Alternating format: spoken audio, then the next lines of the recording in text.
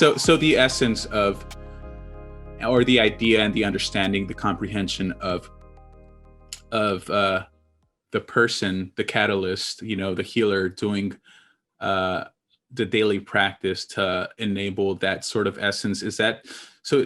So again, in essence, that the concept of being ourselves a crystal, to be that catalyst of healing for others, crystallizing our own being through daily practices. Is that what it is? Is that like that sort of the purification process, so that we can allow that positive energy to flow through us, so that we can be that conduit to heal others and situations? Yes, correct. First, I tell you how, as a healer, how I practice my own thing. First, we take salt water bath every single day.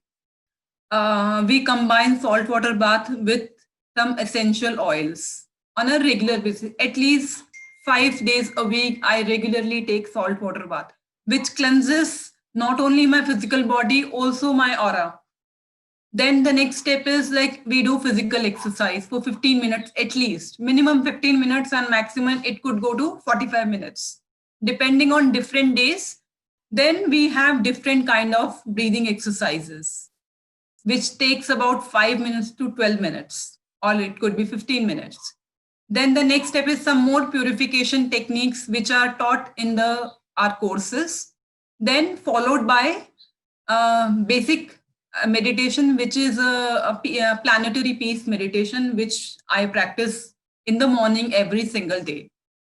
Then followed by, it could be some mantra chanting, or sometime it is self-healing, or it could be just,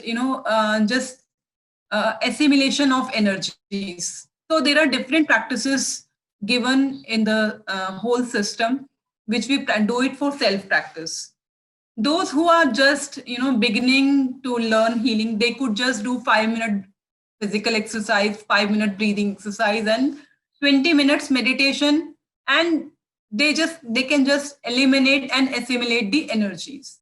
For beginners, it could go to half an hour to 40 minutes, and those who are professional healers, they have to work little more on themselves. That is the only difference. Suppose a working woman who has to go to the work at 8 o'clock in the morning may not have so much time. So they could just do 5-minute physical exercise and 20 minutes meditation. When they come back, they can again do, small 5-minute breathing exercise, which will refresh them from the work stress. When you come back from office, you're exhausted. So you need something extra. Sometimes people take tea, coffee. Rather than taking tea and coffee, they should do small 5-minute breathing exercise.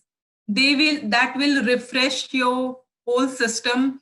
That will cleanses your aura. That cleanses your whole system. That increases the lungs capacity. That reduces the stress. So rather than depending on other things like tea, coffee, or soft drinks or anything else, just do 5-minute breathing exercise, which is a deep abdominal breathing exercise, or rhythmic yogic breathing it is called. It takes 5 minutes. It is inhale, hold, exhale, hold. It is a deep abdominal breathing exercise, which we call it. So like we take every day, we are taking shower with the water and the soap.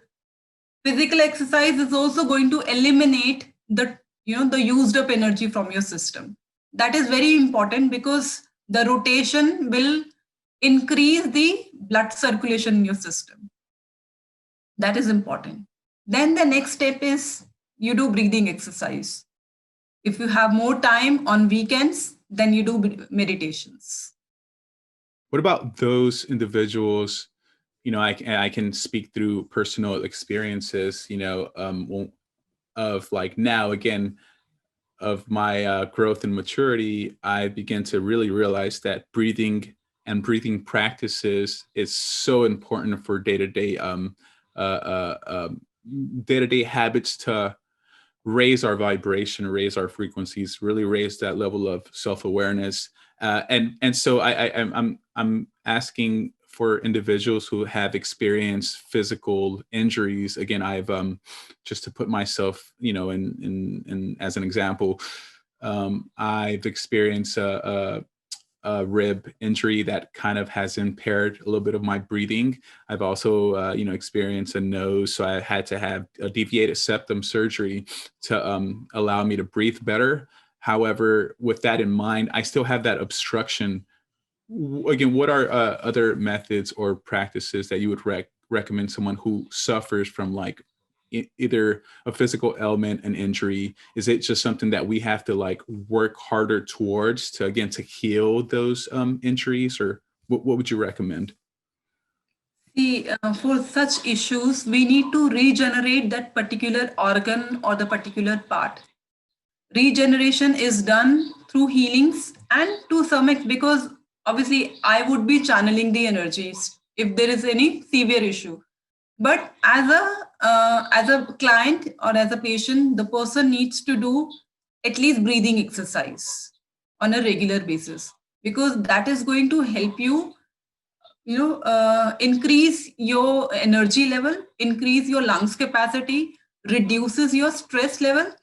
So the particular part would require a lot of regeneration, because the cells may not be in functioning properly, the tissues may have broken. So everything in that particular part needs to be regenerated. But when we do healing, when we channel the energy, we are not only focusing on that particular. For example, if it is only your forehead, or if it is only your heart, or if it is your hand or your leg, we don't just focus on that particular part, because everything is connected with your whole system. So we still needs to do some different practices on the client.